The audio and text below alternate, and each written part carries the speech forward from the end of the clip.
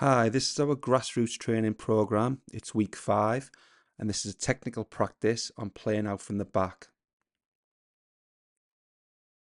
We have mannequins in this practice which represent an opposing centre forward, but don't worry if you don't have this equipment.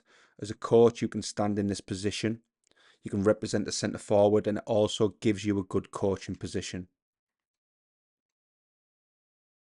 It's a fun practice, and we'll be putting a score on competition for successful actions, but you may want to run through a couple of practice runs before you do go into the scoring system. On the whistle, both teams will start with the goalkeepers and then make a pass into one of the outfield players who dribble into the end zone for 1 point.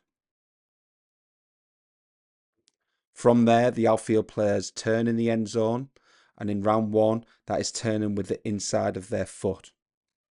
They play the ball back to the goalkeeper, who then passes to the opposite teammate.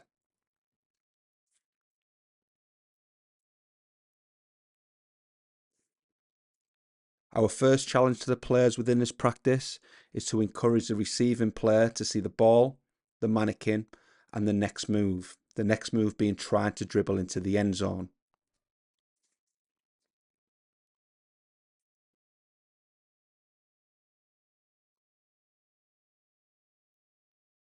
The second challenge is to try and support and receive with an open body to progress. This is also good for the goalkeeper in terms of their distribution. Can they pass the ball to the back foot? The outfield players that we are looking at, can they open their body to progress as quickly as possible?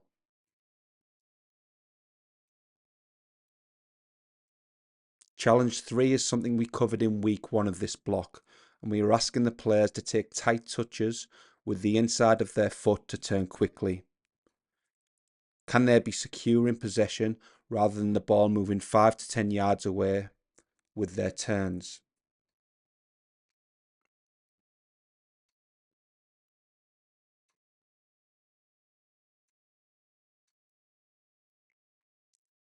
We have 12 players in this practice, so continue to change the roles.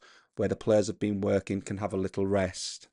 But keep the practice flowing by getting the players immediately working once they enter the pitch. After going through a round or a few rounds with the players turning with the inside of their foot, change the rule where the players have to turn with the outside of their foot and make sure the players are using both feet. A further progression to add is an opposition player. In a game scenario, this would be the centre forward against 2 defenders and the goalkeeper. This could actually be a practice of its own rather than a progression, but that is up to you as a coach. The objective of the defenders is to dribble into the end zone and put their foot on the ball for 1 point. The objective of the attacker is to prevent the defenders reaching the end zone.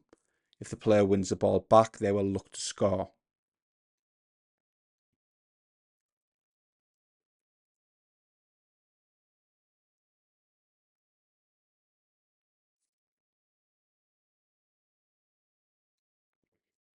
Getting the area sizes correct is important, and we advised areas in the practice structure. Judge these areas as the practice is moving along, especially when we add an opposing player. Making it smaller will be more challenging for the defenders, while making it bigger will be challenging for the lone attacking player. In the stresses, we've discussed progressions within the practice. In the solutions, we cover the individual player process with the scan, support, and in this case we have used secure, as we are asking the player to take tight touches to turn quickly.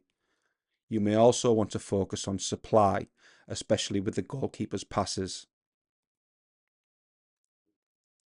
Thank you for watching this technical practice on playing out. This is week 5, and the skill and game practices follow to make up the session.